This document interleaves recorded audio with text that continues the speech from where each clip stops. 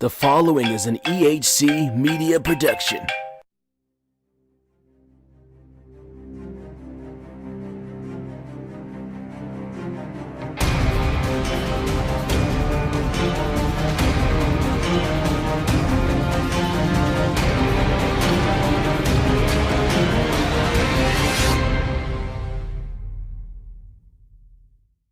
Hello and welcome to RWT UK episode 4.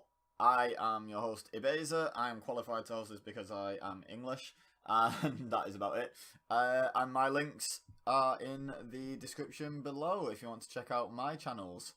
Now, I must apologise for being so late with this week's episode, but I also must apologise to anyone that listened to last week's episode who only got half a review, because I didn't realise, I don't believe they mentioned it on commentary, and I never saw anything explaining. They're now apparently for some reason uploading 2 episodes a week, so settle yourself down, get yourself a drink and something to snack on, because it's going to be a long episode. We're going to be covering the last 3 episodes of NXT UK, so get yourself comfortable. First of all, whose idea was it to do 2 a week? I don't get that. They're sort of mimicking NXT, which has always been an hour a week, and it's really successful, and everyone praises it greatly.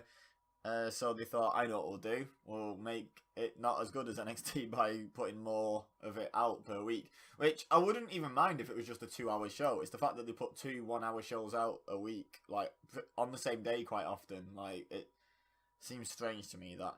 But I feel like when they taped it in weekly shows, and then quickly realised, hang on, we want to get this done before this date for what, to clash with something that's going to be broadcast live or whatever.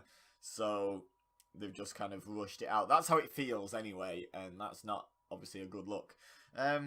But that aside, let's get straight into reviewing episode 4, first of all, of NXT UK. Oh, and can I just say, I got all the way through episode 6, very confused as to what they were talking about before I then finished the episode, got to the menu and was like, oh, this isn't episode 4, like, because it was just on the home screen. It just said NXT UK, and I was like, oh, that's handy. That's what I've come on to watch so that I can do my review. So I just clicked it, and then they were talking about, right at the start, they were talking about stuff that had happened on week 4, and I was like, that never happened. I never saw that, because obviously at that point I'd only watched weeks 1, 2, and 3. So I was really confused, and I thought they'd actually made a mistake and broadcast the wrong episode, like out of order or something. But then all became clear. So yeah, I was really confused. So I went back and watched episode 4, and we kicked off with Mustache Mountain, who I wrote down as such cheesy baby faces. Like, they come out, they smile, they high five everyone, or they do the little the pinch emoji sort of version of a high five to everyone, don't they? And they're so cheesy and smiley, but it works, and they're so over. They're also really good, let's be honest. Like, that's probably why they're over. If they had that gimmick and they weren't good in ring, they'd probably get booed out of the arena. But they took on the apparently formed on WWE.com tag team of Sam Gradwell and Saxon Huxley, who have so many reasons to team up, including, obviously, just to lose to Mustache Mountain. That's why they were there. I wrote down at one point, this was like watching Dollar Store Sheamus team with Dollar Store Elias. Like, just looks-wise, it was just like, nah. I don't know why you'd want to model yourself on looking like a bit of a knockoff of an existing wrestler. It's never going to gain you compliments, is it? I also wrote down that Tyler Bate is crazy good. He's like, he can do all the flips and stuff. He's ludicrously strong. He's actually a good in-ring wrestler as well. He's not just like a highlight reel. He actually can wrestle as well. He's great. I think he's probably the best on the brand. Him or Pete Dunne. It's the obvious debate, but I'd give the edge to Tyler Bate, I think. Gun to my head. Mustache Mountain obviously pick up the win. I feel like they're being built as the favourites to pick up the tag team titles. I don't know if that means they'll win it, or if they'll swerve us and whoever the heel team they end up fighting for them cheat and win or whatever and start a story that way. I'm not sure, but they're obviously being built up as the main tag team, and it's good to see them actually pick up a tag team win, because they came out on week 1, cut a promo about how they wanted the NXT UK tag team titles, and then proceeded to have singles matches every week from then on, which, I don't know. At the start, if you're trying to establish a tag team, I would have them appear exclusively as a tag team, personally. like, or at least accompany each other to the ring. They didn't even have each other out there, you know, like it was real singles matches, like where the other one wasn't even acknowledged. So I don't know. That's not how you build a tag team division to a completely new, potentially new audience that don't know you, you know, because like I know they were on the UK Championship tournament and they've been on NXT as the tag team champions briefly, and they've made a few other appearances. But if someone's gone onto the network who only really watches main roster and that's on the homepage and they think, oh, I'm in the UK, that sounds interesting, I didn't know they had a UK show, I'll watch that. That's the audience you've got to try and sort of make it make sense to, in a way. I know it's mainly geared at the hardcore audience, but you want the audience to grow, and that requires you to make it make sense to people that don't have a clue what any of these are. Like myself, I don't know who most of these wrestlers are, so I want it all to make sense. So, obviously, I know Mustache Mountain, though. Anyway, backstage, Travis Banks was found after being attacked, and Johnny Saint was just an absolute legend in this scene. Who's responsible for this? He's going, someone go and find out, and he just... Oh, he's just not used to sports entertainment, bless him. it was really entertaining, though. Who's responsible for this? Like, sort of trying his best to sound furious about it, but I don't know. It just really tickled me, his reaction. I love Johnny Saint on NXT UK. He's, like, part of what I really look forward to about it. But yeah, obviously, Travis Banks was scheduled to go against Wolfgang in the main event of this show, and he's found, you know, down in the back. So, obviously, you know who suspect number 1 is, and suspect number 2 and 3 are the Coffee Brothers, because they had issues with Travis Banks that were touched upon in previous weeks at the UK Championship tournament. I can't remember which one.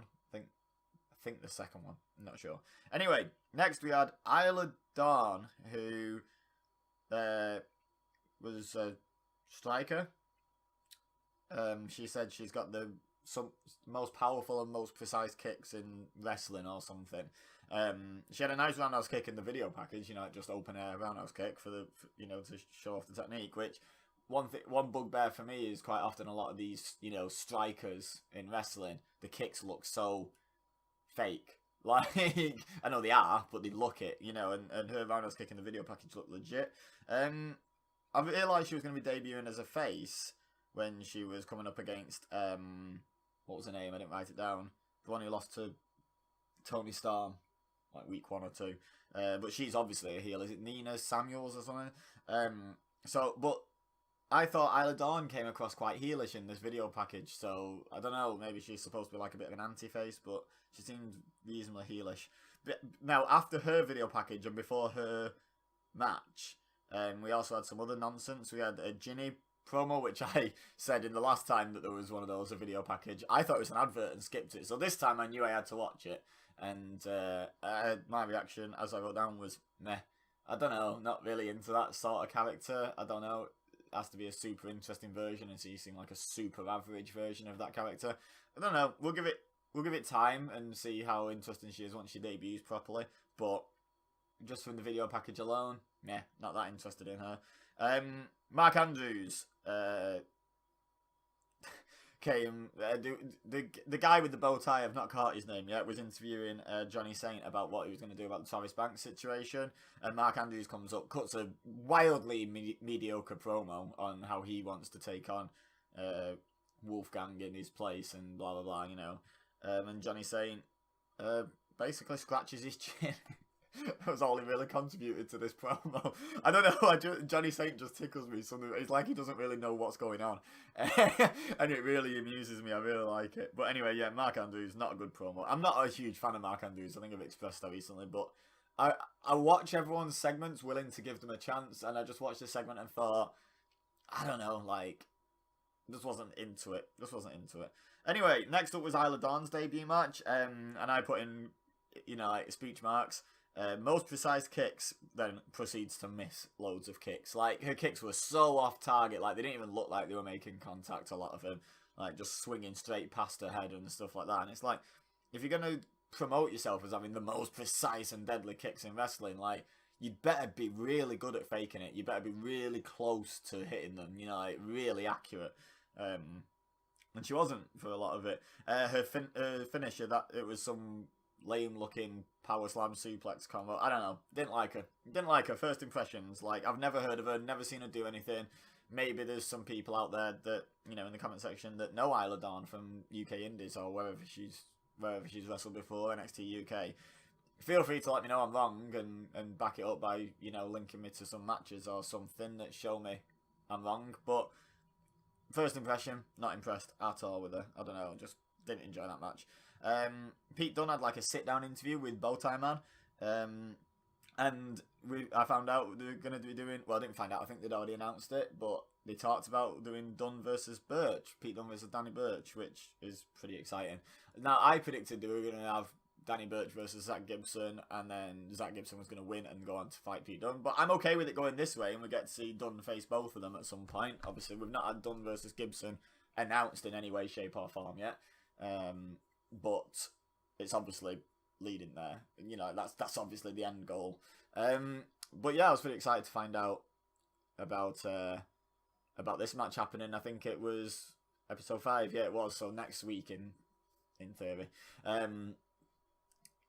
Pete Dunne's now a babyface, but he's not changed at all, and I like that because WWE has this bad habit of like a heel getting mega popular, them turning them face, and then changing the character completely, and that makes the fans turn on them because that's not why they liked them in the first place. The Miz in, like, was it 2013, is a prime example of that. He was getting mega over and they were like, okay, let's pull the trigger, turn him face.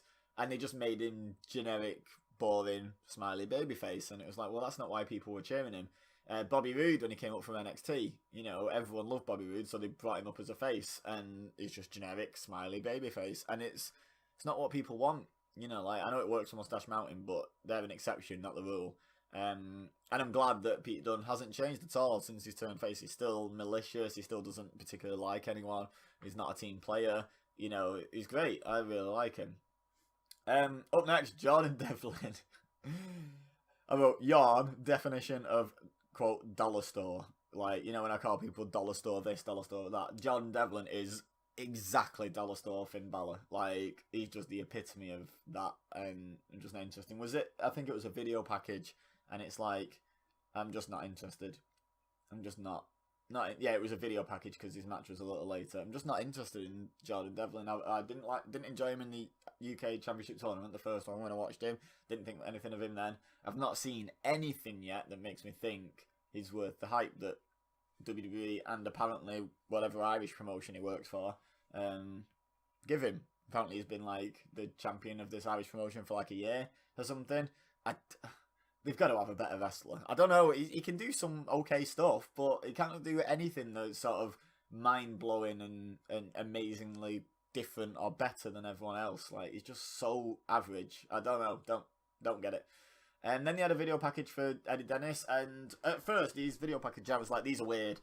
And I think that was what they were going for, and I'm actually getting to quite like him. I'm getting to quite like it, the video packages and what have you. I think he's an interesting character, so yeah, I'm sold on that. They mentioned at some point, and was it? See, obviously I watched this episode first, so I'm trying to refresh myself. I wrote down Zack Sabre Jr. getting a mention. I think it was in relation to who Jordan Devlin's beat as Irish champion. I think. Although it could have been, it's written next to the bit about the Eddie Dennis video package, but I feel like it was in the Jordan Devlin match. But Zack Sabre Jr. getting a mention on the network when he's not hired, that was interesting. So we had Northern Ireland versus the Republic of Ireland next, because we had Tucker, who was generic, you know, high-flying, spinny, flippy, babyface, jobber, against, not quite jobber, because it wasn't a real squash match, but everyone knew he was there to lose, against Jordan Devlin. There was one Devlin fan in the crowd early on in the match. There was like some guy really shouting something in favour of Jordan Devlin, and no one joined in. Oh yeah, Tucker at one point ran across the ring screaming to hit a clothesline, and I just cracked up. I was like, oh man, that's brilliant. If he ever gets somewhere where he's not jobbing, that needs to be his finisher, just like the screaming clothesline. It was amazing. Obviously Devlin won. Like, I don't want to just spend the whole time like crapping on stuff, so I'm not gonna just reiterate my opinions on Devlin. It is what it is. Like, not a fan. I don't know. Are you? Let me know in the comments. The main event was Mark Andrews against Wolfgang. Mark Andrews won. It was an okay match. It was, you know, standard big heel against little baby face, you know, back and forth. Maybe a little better than standard, but it was okay. After the match, Andrews offers the handshake, and Wolfgang took it, which, considering I knew what happened, I was like, oh. And then I was like, okay, well, he's got all of his hands, so he's going to, like, short arm clothesline him. He doesn't. He walks off. And then the Coffee Brothers rush out and kind of run past Wolfgang as he turns the other way, and he completely misses these two massive men running past him down the ramp. Doesn't hear them or anything, which tickled me, and attacked Mark Andrews. And Wolfgang sort of looks a bit shocked and a bit conflicted. And then Flash Morgan Webster comes down to make the save, but because Mark Andrews is down, it's still 2-on-1, so he gets beaten down. And then Wolfgang comes in to make the save and doesn't touch the Coffee Brothers, but they clear the ring. And then Wolfgang turns back to heel, the world's quickest face heel flip-flop ever, by taking down Flash Morgan Webster. Fun enough, with a short arm clothesline, the move that I predicted on Mark Andrews incorrectly. And then the Coffees come back in and feed Andrews in, and Wolfgang's turn is cemented, and now he's apparently just a lackey for the Coffees, so yay. And that was the end of NXT UK episode 4. It was probably, this one, my least favourite of the 4 episodes so far, I would say. Had the least to stand out. Mustache Mountain are great, but it wasn't like the all-time greatest match or anything like that. It wasn't like a massive standout match. It was pretty good. It showed them off well, but I don't know. The only thing that saved this, I think, was the Johnny Saint moments. They were just amazing. But yeah, it was an okay show. It was sort of like what I'd call an advancement episode, where it's like, well, we need to get from here to there over the course of the episode, and the quality suffers a bit because we need to set stuff up for future. But it was okay. Let me know in the comments what you thought of NXT UK episode number 4. We're going to take a quick commercial break. Don't forget to edit these in a minute. And then we will be right back with NXT UK episode 5. What's going on, RWT? This is your boy Moses Marquez, and I'm here to bring you the word of the day. And the word of the day is collaboration. Smart Mark Radio and RWT joining forces to bring you all the best pro wrestling talk we can bring you. You will be able to catch all your favorite Smart Mark Radio episodes on the RWT Podcast Network on YouTube, and you will soon be able to find all of your favorite RWT shows on the Smart Mark Radio SoundCloud station. We hope you give us all a listen, and we'll see you soon. Okay, so episode 5 of NXT UK began with Dave Mastiff versus Damian Ware, who is, I think, the first person on NXT UK not to get a televised entrance. He was already in the ring when this episode began. So the first jobber entrance. So guess who's winning this one? The start of the match was fantastic. Ware just ran at Dave Mastiff and did a crossbody and just bounced off him, and it was amazing. Like, I just loved that spot. It really tickled me. I really enjoyed that. Shockingly, Dave Mastiff got the win. I still can't really figure out if he's supposed to be a face or heel. Like, he's just neutral monster fighting jobbers at the moment, because no one's got any reason to be invested in the jobbers. So like the first one he beat was funnily enough on this episode a bit later, but he was a bit more maybe of a clear baby face, but Dave Mastiff still came out fist bumping people and acting like a bit like a face. So I don't know. I don't even know if they've decided what Dave Mastiff is yet. I think they're just waiting to see how he gets over, and I think if it's based on that, he's going to be a face because everyone loves Dave Mastiff. Anyway, we had a Ligero video package next, where he basically, the only thing he really said was, what makes me unique is my mask. Great selling point there. It's not like anyone else on the roster could put a mask on and therefore instantly be better than you because you no longer have a unique selling point. I don't know, when you're trying to big yourself up in a video package, you're supposed to talk about like your abilities and stuff, not, oh, I'll wear a mask. I don't know, just didn't think that was a great job of promoting himself. Then we had another video package for James Drake, and then found out they're going to debut against each other. James Drake looked okay. He looked like, like the sadistic brawler type, which I'm sort of always willing to give a shot because I do like that style, so I'm always willing to give those guys a shot. We had another Ginny promo package, where she claimed in this promo package, I noticed, I actually paid a bit more attention to this one, to have, quote, more money than everyone else in wrestling combined.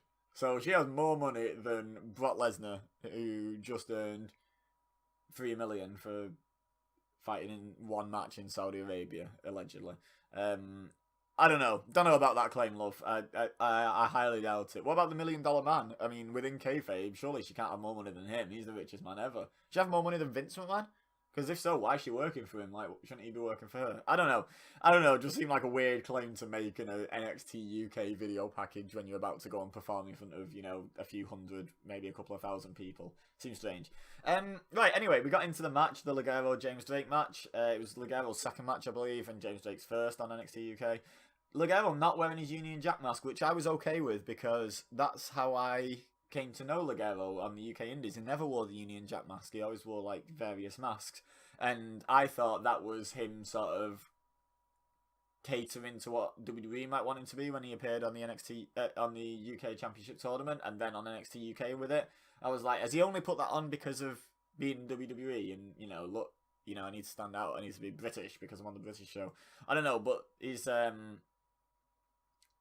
had a red and black attire on, which I was like, okay, so he's not going to consistently wear the Union Jack attire. I'm okay with that. I didn't really like the Union Jack mask, to be honest. It looked a bit weird. Anyway, there was a really nice little detail. The only thing I really wrote down from this match, I did enjoy the match, but that's why I didn't write much down. At one point, Ligero had James Drake in a headlock fairly early in the match, like a rear chin lock. Or a headlock, I can't remember exactly what lock it was, but his arm was around his neck, put it that way. And Drake bit him on the wrist, and the commentators didn't call it. I don't even think they noticed it, and I'm not sure how many people did, but it really built into the sort of the sadistic kind of brawler package that James Drake presented in the promo and in the match, and I thought it was a really nice little detail. It didn't actually make Ligero let go, but it sort of made him ease up a bit and then re-grab it, and it was like, I don't know, just little details like that they don't make a massive deal out of, but it's like character work. I quite like that. Ligero picks up the win. I don't know if they've got plans for James Drake or I don't know what the idea is, but I quite like him, so I hope he does go somewhere in the end. But I also have always quite liked Ligero since I saw him on the UK Indies and was a reasonably big fan, and now he's not wearing the stupid Union Jack mask. Kind of a bit more of a fan of him again. We had a backstage promo between Tony Storm and Dakota Kai. I wrote, meh, this wasn't a great promo. This was really sort of forced back and forth kind of stuff. Tony Storm's got this permanent weird expression on her face. Like, she always looks like she's got a gobstopper in or something. Is she constantly like got a tongue in front of her teeth or something, pulling her face? I don't know what it is, but she's just got this permanent weird look on her face. And I don't know, puts me off what she's doing. Like I can't really concentrate on what she's doing because I'm like, what are you doing with your face? Like, sort it out. But yeah, I thought that promo was really forced and not great. Also, I'm going to throw this out every time I see these, and this isn't me being all, they came and took our gerbs kind of racist, but they're building the NXT UK division around English guys. They seem to be building the NXT UK women's division around Australian and New Zealander girls, and it's like, well, that's not a UK division. What I don't get is NXT has, Japanese people, it has English people, it has Australian guys, it has, well, I can't think off the top of my head, but what I'm saying is it's international NXT, just like WWE is. You don't have to be American to be in NXT USA, if you like, because it's not NXT USA, it's just NXT. Why aren't these Australian girls making an impact in NXT International, if you like? Because that's where they should be, and surely we should be focusing on UK women. Now, that said, based on what I've seen of actual UK women, such as Isla Dawn, so far, maybe that's the reason why we've got a load of Aussie girls in NXT UK, because we don't really have any good English women wrestlers. I don't know, or British women wrestlers. I don't know if that's the reason or what, but to me, it just seems weird to build a brand that's specifically called UK around people not from the UK. It just seems strange to me, but whatever. Anyway, up next, speaking of being from the UK, very obviously from the UK, with his horrible Scouse accent, we had Zach Gibson cutting an iPhone promo. He's such a good heel. Like, at this point, I don't even hate his accent because I appreciate it as part of his heel package in terms of me. Like, to me, part of what makes him a heel is how he talks. So I even appreciate that. He's such a good heel. He's like top 5 heels in all of WWE. easily at the moment, and he's on NXT UK, so hopefully he goes places. Right, next we had Ashton Smith making his hilarious entrance, which I'll talk more about in episode 6. It tickles me. But the Coffees and Wolfgang attacked him pretty early in his entrance, as the ramp's only 3.5 feet long. They had to get him early. And then they came down to the ring to cut a promo. The commentators completely blanked. They've obviously been told not to acknowledge any of the vulgar chants that the UK crowd do, but they didn't talk over it either. They just let it happen. So I'm not sure what like the memo is. It's like, yeah, it's fine for them to do it, and we're gonna let it happen. We're not gonna try and drown it out, but just don't acknowledge it. I don't know quite what the memo is, but the crowd are chanting Scottish wankers at the Coffees and Wolfgang, which, in case you're not sure, Scottish, obviously they're all three of them are from Scotland, and that's presumably why they're a team, you know, because WWE just can't help but do stuff like that. Look at Lucha House Party and the Japanese team on 205 Live. They're only together because they're the same nationality. But anyway, and wankers is basically a term. It's just a derogatory term. Wank means masturbate, but it doesn't specifically mean, hey, those people in the ring masturbate. It's just a derogatory term, basically, just like calling someone a name. But that's where it comes from. So yeah, that was fun. Joe Coffey's obviously the leader because he did all the talking here, which is strange because I would have thought they were big on Wolfgang. I would have, if you'd have shown me these three and said which one they're going to be a unit, which one's going to be a team, I'd be like, well, it's going to be the brothers supporting Wolfgang. But no, Joe Coffey seems to be the star they want to make. I hope they don't want more for Joe Coffey than Zach Gibson, because they're vying for the same role, and in my mind, Zach Gibson's miles ahead of Joe Coffey in terms of top heel. Just in terms of reaction, yeah, the crowd are chanting vulgar stuff at Joe Coffey and friends, but they don't stop with Zach Gibson. He's just so over as a heel. So he said in the promo, I keep saying package now because they have so many video packages that I just default to that word. But in the promo, he said at one point, "This is our kingdom," which last week Jordan Devlin on his entrance, I think, got on the top rope and shouted at the fans, and you couldn't really hear him because they were cheering and booing, I should say, and there was music and what have you. But you could lip read him saying, "This is my kingdom," and it's like, well, you missed a trick there because you should have picked a microphone up and said it, because then it'd be your thing, not theirs. You missed a trick there. They claimed that by saying it loudest, didn't they? But yeah, I'm not sure if that was just him improvising and it was always meant to be their catchphrase, and he probably got a bit of grief backstage, like, don't use our catchphrase, but I don't know. But, or maybe he's going to join them. If that happens, I called it. Maybe that's the plan. He's got everyone using the same catchphrase under the same umbrella. But he's Irish, so he can't be in the Scottish team, obviously.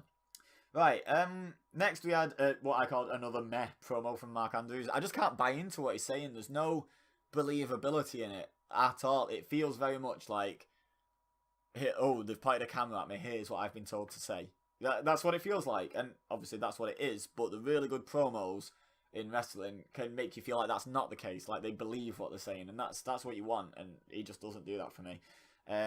Flash Morgan Webster and Ashton, what's his face? I've totally forgotten his name. Where was it? Smith. Wow, how can you forget Smith?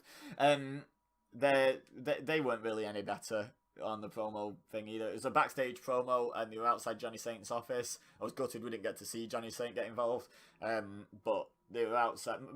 Andrews and Webster were outside with Bowtie Guy asking them why they were there, and they were saying, we're going to go in and have a word with Johnny Saint, we need to sort these Scottish fellas out. And then Ashton obviously comes back having just been attacked by them, and he's like, oh, you're going dealing with the Scottish problem, are you? Right, well, let me come in as well, I'll help you build Hadrian's Wall. Like, I don't know, it's just I don't know, just not into it. It feels very forced, and I mean, obviously it's got to be forced, it's episode 5, but it doesn't have to feel it. Some of the stuff feels quite organic, and some of it feels quite forced, and this is forced. Sid Scala, I think they called him Scala, was back. Resident jobber of NXT UK. They've established their first proper jobber, I think. He was Eddie Dennis's debut opponent, who's had all the funky promos where he's talked about being a school principal and friends with little boys on the indie scene. I don't know, but he's finally debuted. He's got a weird attire. His knee pads made his shorts look like 3/4 length pants, which it just looked weird. He's really lanky, like he's got barely any like muscle on him, and he's really tall. I did like him though. I liked his in-ring style. I liked his finisher and his signature. His signature was like a crucifix buckle bomb, but he picked them up. He picked him up off the turnbuckle in one corner and ran all the way across and threw him at the other one. Gotta be careful with that move. Ask Seth Rollins, ask Sting, but if you and your opponent can do it safely, it's a good looking move. And his lifting reverse DDT, it's nothing we haven't seen before, but he added like a little bit of a pause to it, which I'm not sure if he'll be able to do to bigger guys, but it looked good. It looked impactful. And he looked good in his first match. I didn't write an awful lot about it. I think I was just enjoying the match. He was quite, again, kind of like James Drake a little bit, quite the sadistic, heel, and I quite like that. Okay, up next, we had Danny Burch versus Pete Dunne. Great match. Don't at me, this was better than Dunne versus Noam Dar. I know everyone really likes Noam Dar. This was better. This was a better match. It was a different match, but I enjoyed it a lot more. A few spots that I really enjoyed, kind of towards the end actually. There was a spot where Pete Dunne was just stamping on Danny Burch's head over and over again, and it looked really brutal. But what I really liked, because in the right context, no selling really works, and Pete Dunne stood up and turned his back for just a split second, turned around, and Danny Burch was just there in his face, standing, and just headbutted him. And it was beautiful. It was so well done. Like, no selling when it's the entire match is really annoying, or when it's like too much in a match, or they're both doing it and it's just back and forth, you hit me, I hit you. I find it annoying. When it's done purely for impact, it's great. Like, I always throw back to Sting just standing up out of a vertical suplex. Like at some point in every match in like mid-90s WCW, Sting got vertical suplex and just stood up and looked at them, and it was just impactful because he wasn't doing it all the time. It was like his version of hulking up, but it was a lot quicker and a lot less cheesy. And it's the same for this. I just really enjoyed it. He just stood up and Pete Dunne turned around, looked shocked for a second, then just ate a headbutt, and it was brilliant. And then I think that led straight into Danny Burch's hanging DDT finisher. And I never believed in this match that Danny Burch was going to win the UK Championship. I never thought that was the purpose of this match. It was just to have a really good match and showcase how good Danny Burch can be. But I tell you what, that crowd believed it, and I was the closest I've ever been to believing Danny Burch was going to be UK champion after that. But the crowd were hook, line, and sinker, and that's what you want. A predictable ending on a match. If you can then make the crowd doubt it, you've put on a good match, as far as I'm concerned. At one point, Danny Burch had Pete Dunne in the crossface, and Pete Dunne just grabbed him by the nose and like peeled his head back. And I love Pete Dunne for stuff like that, the finger manipulation and like grabbing people's nose and stuff like that. It's just awesome. Burch kicked out of a bitter end, which I didn't see coming. I thought that first bitter end was the end of the match. In fact, I say that first bitter end, it was the only bitter end, I think. But I thought that was the end of the match. But the finish was really good, actually, because Pete Dunne got the triangle choke, but then flipped himself on top and just proceeded to start, like, quote-unquote, breaking Danny Burch's fingers, and Danny Burch had to tap out. And I was like, that's how that spot in Pete Dunne's matches should be used. It should be the finish. If you start breaking someone's fingers, they should tap out. I'm not being funny. But, like, that probably hurts quite. I've never had my fingers broken, like, especially not deliberately by a really angry brummy lad. But I imagine it hurts somewhat, and yeah, that should be how that spot's used. He should win a lot more by submission with the finger break thing. It was a great match. I really enjoyed it. Like I say, better than Dunne versus Dar. I said don't at me. Do at me. Let me know in the comments which was better, Dunne versus Dar or Dunne versus Burch. Is your opinion right or is it wrong? Let me know in the comments down below. And that's NXT UK episode number 5, which was possibly my favourite. I don't know, wait. I'm just having a look over it. No, you know what? The main event was probably my favourite match. I'm not sure if it was my favourite episode so far, but it was. I think that was my favourite match. Danny Burch versus Pete Dunne was probably my favourite match on NXT UK at all so far. It was a really good match. Really enjoyed it. I enjoyed Gibson versus Dar as well, though. Ooh.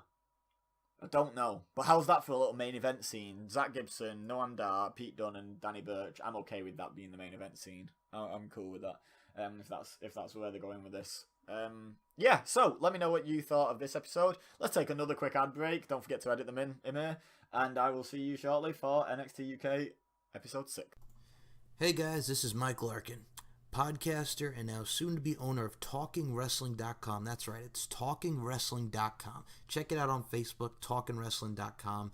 Website is under construction. It's going to be soon out there. And the premise behind TalkingWrestling.com is I'm a guy who loves professional wrestling, and this is a site for all professional wrestling fans, and I've been blessed to work with a lot of great people. Max Wrestling Podcast, RWT, Impact Bodega, The Heelcast, the whole nine. So you're going to see a lot of content shared on the Facebook page, TalkingWrestling.com. My interviews with the likes of Amber Nova, Jimmy Rave, Casey Lennox, Brian Pillman Jr., etc., etc. You got Max Wrestling Podcast going to be shared there, RWT, Heelcast, Impact Bodega, etc., etc. The goal is to accentuate these podcasts. It's a website coming soon for all wrestling fans. But first and foremost, check out Facebook.com, TalkingWrestling.com. You won't be disappointed. More details coming soon. It's an exciting time for professional wrestling, and it's going to be an exciting site and overall experience for all individuals involved, and just to share a lot of great content for a lot of great wrestling fans. Check it out, Facebook.com/TalkingWrestling.com. Website coming soon. Thank you all very much. All right. Thank you to our sponsors, if they were there. Otherwise, you just heard a weird few second pause, and we began again. Right, so they started off episode 6, which is the one I've watched twice. I actually did rewatch it because I thought all my notes were about it not making sense when I thought it was episode 4. So I rewatched it so I could retake notes now knowing what happened in episodes 4 and 5. So I've watched this episode twice. And a lot of my notes do coincide, but there's just a lot less of, well, that didn't make sense. They started off with an Evolution recap, which something I didn't notice at Evolution was they called the Tyler Driver 98 Storm Zero. Tony Storm won with a Tiger Driver, which isn't, as far as I know, isn't Storm Zero. What she used on this episode was Storm Zero, wasn't it? Someone let me know who knows a bit more about Tony Storm.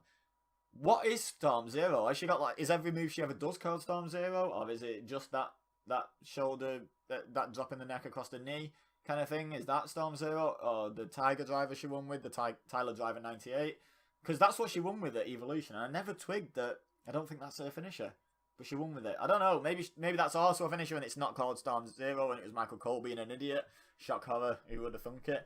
I don't know. Someone let me know in the comments. What is Storm Zero, and what's the situation with the whole Tiger Driver thing? I don't know. Let me know.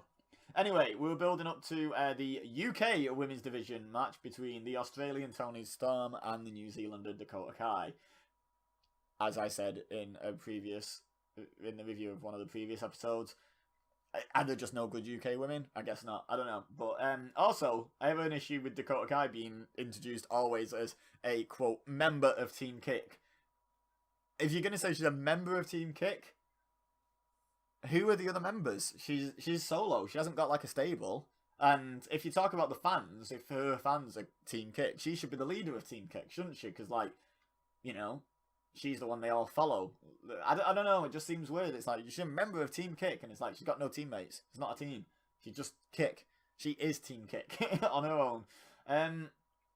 The dual kick spot at the start, they kind of did a bit of back and forth, and then they went for a handshake, and it was really tentative, and then they both double-timed a kick and caught it, and it seemed so very carefully choreographed. I don't know, I've heard good things about both of these, and I sort of expect a bit more than to see right through how choreographed the spot is. You know, they were so careful about timing those kicks exactly the same. It was weird.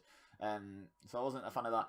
Toni Storm seemed to be working the match heel, and I'm not saying she turned heel. Don't worry, I don't think that for a second. I know she's pure babyface through and through, but she dominated the match and used working holds, and she worked the match heel. So that was interesting, because obviously when you do babyface versus babyface, unless you completely mix up the formula for a match that WWE like to follow all the time, you've got to have someone work heel, and Toni Storm seemed to take that mantle this time. They announced a lock she put on as a version of an STF, and then I think it was Vic Joseph is his name. Not Nigel McGuinness was the one who said it's a version of STF, and then Nigel McGuinness said, yeah, but it's a different hold on the leg, because she had like the legs crossed. It wasn't just a step over to hold.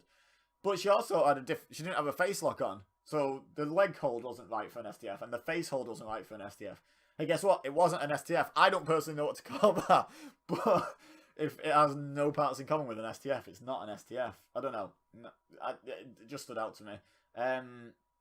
one thing that tickled me both times I watched this, I wrote this down, I checked my old notes. The referee, when they were both down, you know, doing the standard 10 count when they're both on the mat halfway through the match when it's been really tough and they both knocked each other down.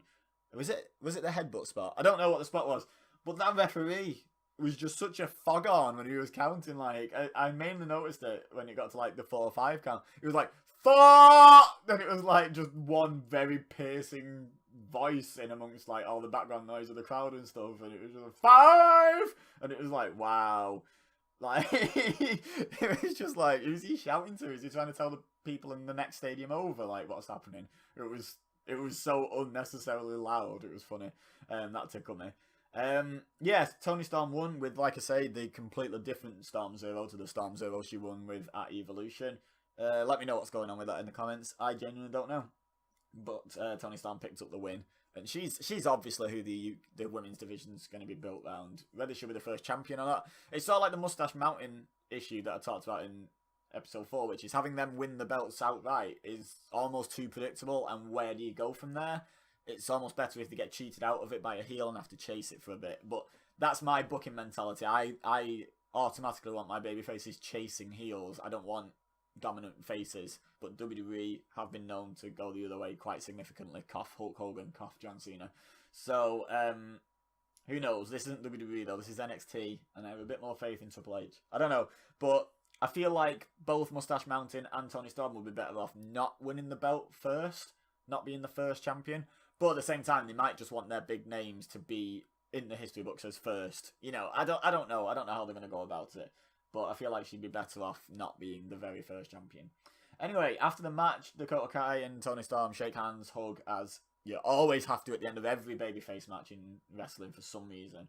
And then Kai leaves the ring for Storm to celebrate. She's backing up the ramp, and Ginny attacks her, the one from all the promo packages. So this woman, with more money than everyone else in wrestling combined, decided, I know how I'm going to spend my Wednesday evening.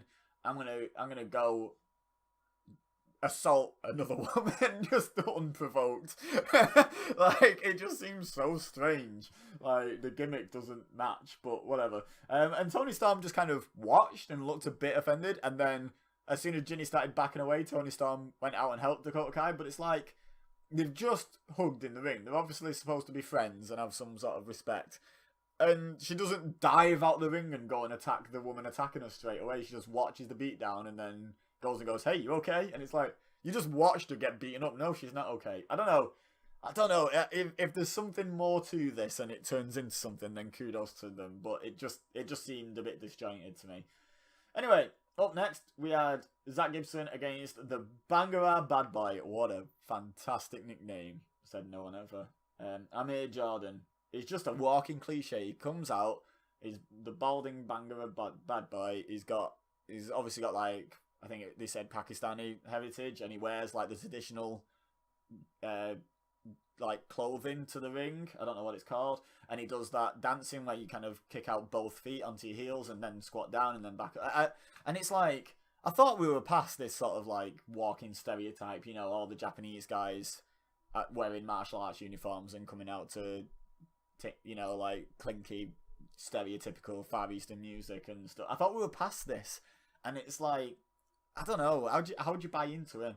Zach Gibson, I don't know how you don't buy into him. He's great and he's so over. He is just such a great heel at the moment. He's got some great character work in the ring as well. I really like his like in-ring character work where it's not like an actual promo. He's just shouting at his opponent. He always tells his opponent, ignore them, focus on me, you know, and he's telling Amir Jordan, this is your biggest opportunity ever, take it seriously. And it's just great. He's just like, he's such a good heel. And there's a bit where he's got Amir Jordan in the corner and he's like right in his face and he's screaming, they haven't chanted for you once. You're like, they might hate me, but they're chanting for me. They care about me. It's great. I actually wrote down here, I hope they hold out. And I know it's not going to be this time because we've got War Games. But I really hope they hold out Zach Gibson versus Pete Dunne and do it at the next TakeOver, which would be Royal Rumble weekend. I feel like that match would be big enough for a UK match to be on a TakeOver. Fly him out. Pete Dunne's got loads of TakeOver experience now, loads of NXT experience, so he can help Gibson if he's a bit you know, bright lighted. But I don't think Gibson would be like that. He seems so supremely confident in his own abilities, and rightly so. I think Gibson versus Dunn could not only be a match at a takeover, but could potentially steal the show at a takeover. The only problem is, would the NXT American fans know what to do with Gibson? Because a lot of the Gibson appeal is how the fans treat him. Even to the point that, I mean, my girlfriend was in the room. She wasn't watching, but she ended up, like, looking up, and I think she asked who they call him a wanker, because that was one of the chants, was Zach Gibson's a wanker, which I've already explained what a wanker is.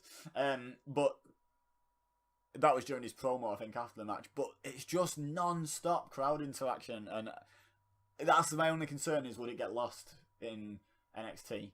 Like, I don't know, Americans watching, would you do the shoes off chant and the stand up and the sit down chant?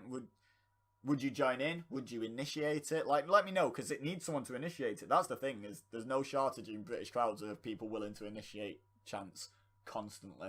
And I'm not saying there's a shortage of that in American crowds, but I'm not sure if they'd be the Zach Gibson kind of chants. They're all kind of derived from football, you know, football hooligan chants in the UK, really. Like, they're all just variations on football chants, so I'm not sure if they translate well to America. I don't know, anyone American listening, let me know in the comments what you think of the chants at Zach Gibson, and whether you'd ever, you know, whether you think it'd work in front of an American audience. I'd love to see the match, but now that I've just thought about it, I'm not sure if the crowd would be right for it. But anyway, I do wish he wouldn't speak. I don't. He brings me back to seeing him as a heel, because I enjoy his matches and his character work and the crowd interaction and everything so much, I almost forget that I don't like him. Like, he almost turns me, you know, and turns into a face. Then he grabs a microphone and speaks, and I'm like, oh yeah, I hate this guy. And it's just his accent. It's just local racism, basically. But yeah, it's just his accent. Yeah, the Zach Gibson's a wanker chant was during that. They boo over him so much. The only person I've ever heard get booed over so much when they grabbed the mic is Stephanie McMahon at the Raw after WrestleMania this year, where she could barely speak. But yeah, they're all over him for the entire match. The entire promo is just, like I say, top 5 heels in WWE, period. Like, at the moment. Like, Tommaso Ciampa's up there with him. If they actually end up doing something with it, Dean Ambrose can be. Samoa Joe, but Samoa Joe gets cheered. In terms of pure heel reaction, there's probably only Tommaso Ciampa that even matches him. Like, there really is.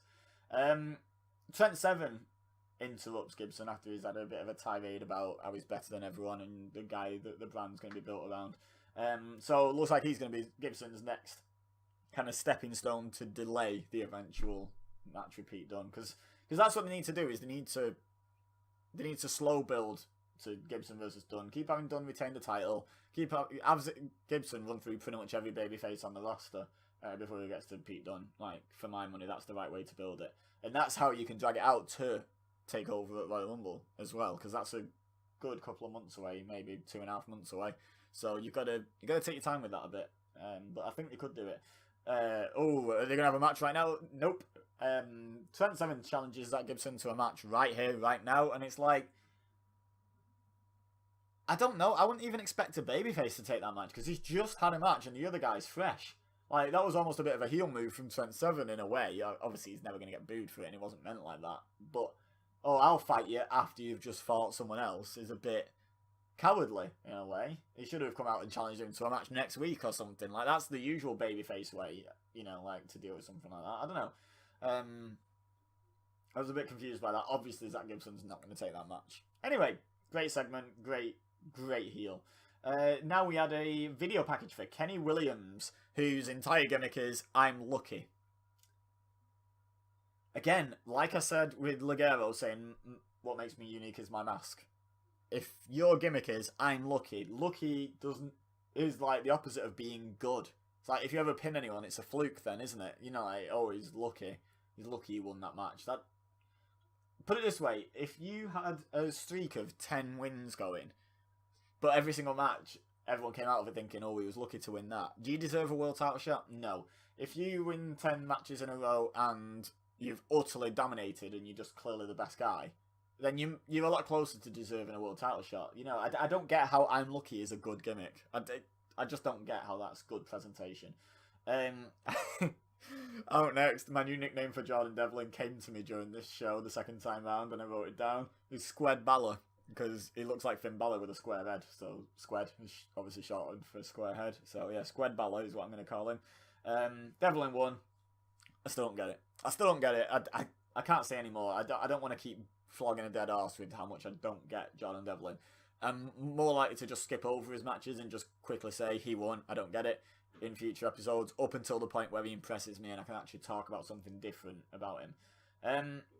Right, next was the 6-man tag match. It was Mark Andrews, Ashton Smith, and Flash Morgan Webster against what I put as Team Joe Coffey, because they came out to Joe Coffey's music with just Joe Coffey on the Tron, not even Coffey Brothers. It wasn't even just Wolfgang was the spare part, even Mark Coffey was a spare part there. It's just like, it's so obvious who the main guy's supposed to be, and I'm like, why would you sign up for a team where you're just a lackey when you're someone like Wolfgang? I understand if you're someone new to the business and you're just trying to get the rub.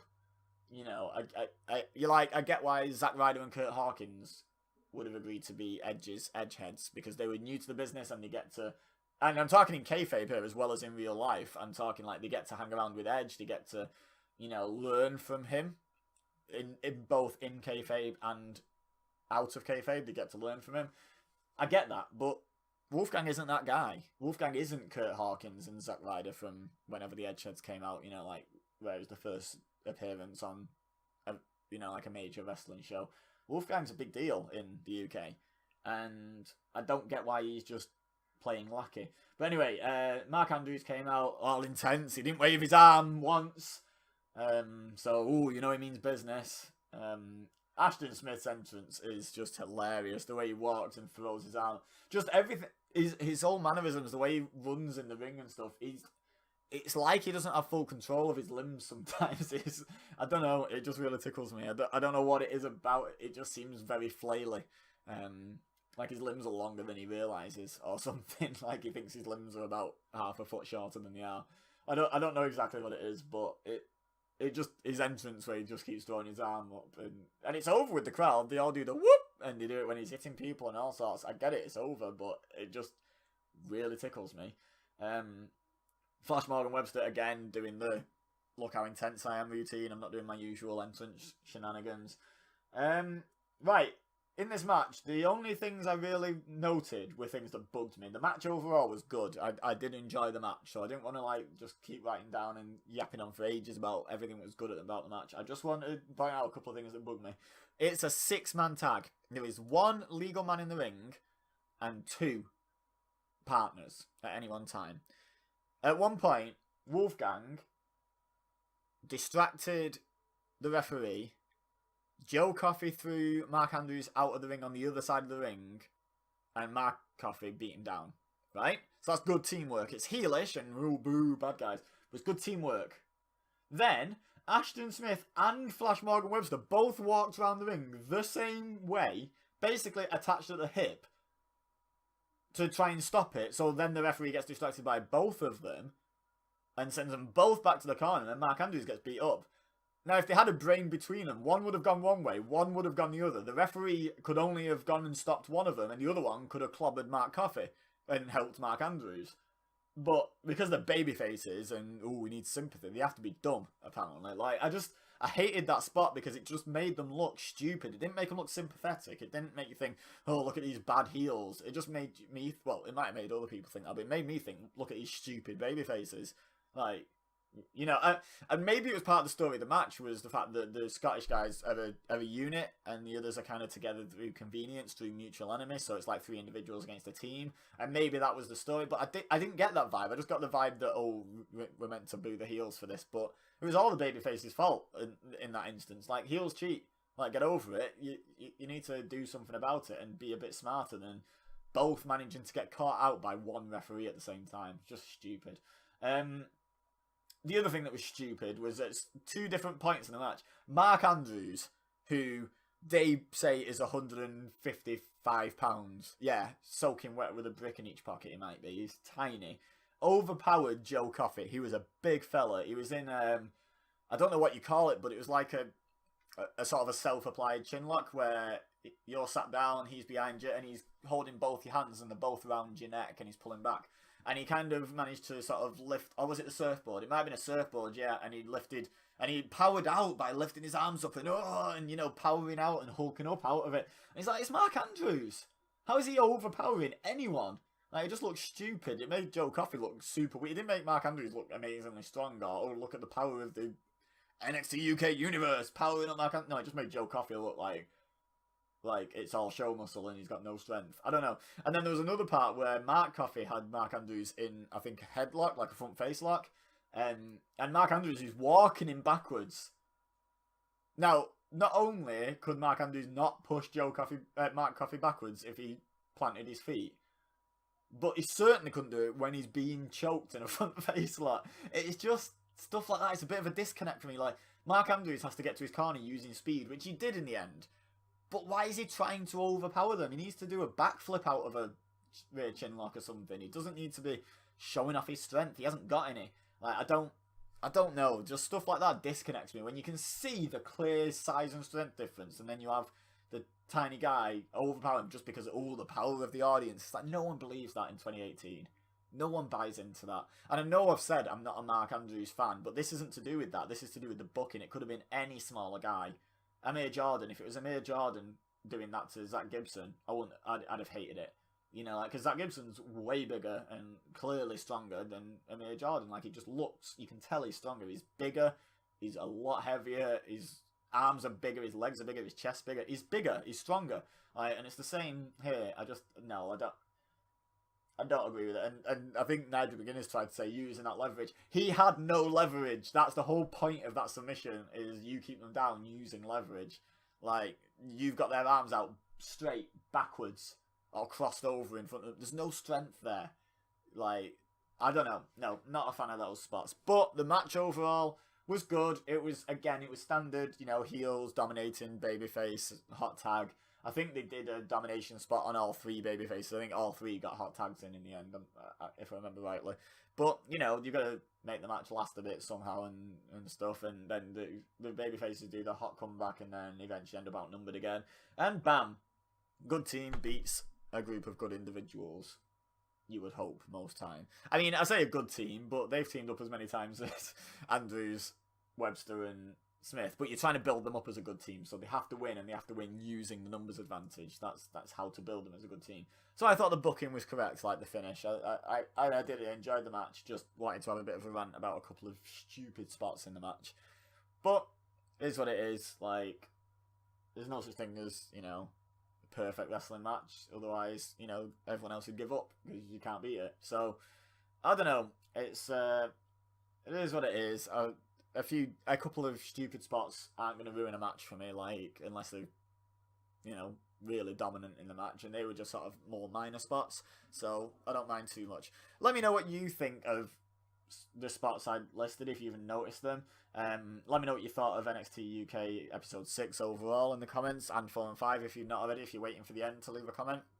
That'd be great. Leave a like, subscribe if you're new here. It not only helps me, but also helps all the other content creators on here who do reviews of all sorts of different shows, so go and check those shows out.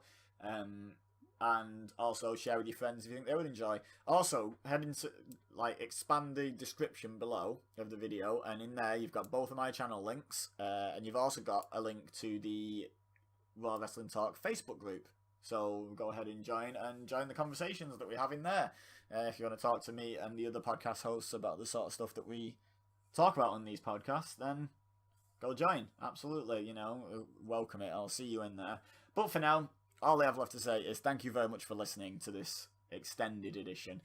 As always, I've been Ebeza, you've been amazing, and I will see you next week.